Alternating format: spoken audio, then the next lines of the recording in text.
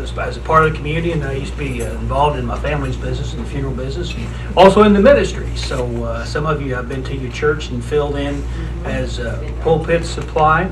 And I was thinking about that about two months ago when we had the meeting. I was telling somebody that I had preached up around their community at one of the churches, and it just kind of come to me, instead of becoming from a tax collector to a follower of Jesus, I'm going the opposite way. But I don't think Jesus dislikes tax collectors. He dislikes dishonest tax collectors. Stoddard County resident all of my life, dedicated to this county, and I think it's a great place to live. And I want to live here all my life. Education-wise, I've got a bachelor's degree from Southeast Missouri State with a degree in accounting.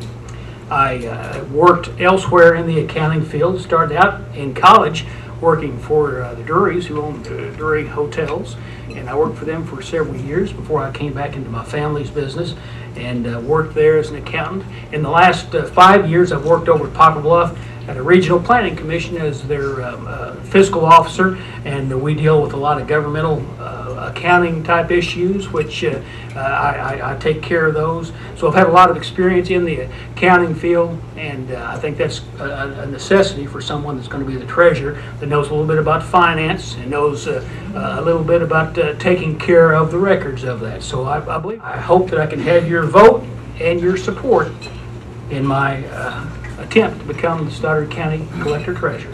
Thank you very much. I'm a direct result of my upbringing and the experiences I've had in my adult life. And about 80% of my adult life was spent in the United States military. And that's a good place for young men to spend some time. Kind of helps to polish you, helps to reinforce those things your parents taught you. And for a lot of people, it's the first time you live by values. And for us, it was Army values, and they were very important to us. Army values allowed us to train people to believe in the right things for the right reasons. And it was very important. We do have problems here in Missouri. Education. Republicans don't want to talk about education, but it's there because we threw some pretty good money at the problem, and it wasn't spent that wisely a few years ago. We have 3 major school districts that have failed, probably 55,000 children. We've got to fix that. Talk about public safety and law enforcement. Our streets are not as safe as they were 10 to 15 years ago. We've got to fix that. But if you look at the amount of money we've spent this year just housing prisoners, we can't spend more money. We've got to figure out how to do more with less. And if we get caught back on our heels in the next few years, there's going to be a big price to pay. And it's going to be a change of the way of life that you and I love. And it's going to get replaced by something called government that takes constant feeding, and in return, it tells you what your quality of life is going to look like and what your standard of living is going to look like. I've lived in Europe for 8 years.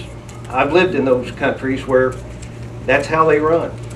Kind of kills your initiative, kills your desire, and it kills the dreams of the young people that are coming up. We can do better than that.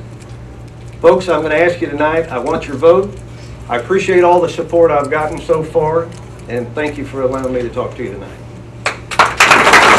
Bush left that deficit, but in the time that Nancy Pelosi was the Speaker of the House, in 2 years, this administration passed the Affordable Care Act, better known as Obamacare.